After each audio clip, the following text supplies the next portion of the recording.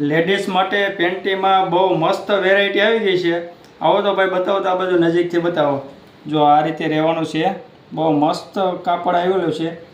આમાં જો ડિઝાઇનવાળી આવે છે બધી ને આ ભાઈ મસ્ત અહીંયા સિલાઈવાળો પટ્ટો આવે છે. જો આ રીતે આનો શેપ રહેવાનો છે. કાપડની વાત કરીએ ને જો એટલું ક્રેચેબલ કાપડ આવવાનું છે.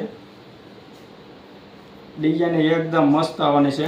આમાં એના 8 કલર આવેલા છે. બધા અલગ અલગ કલર બતાવી દો ભાઈ.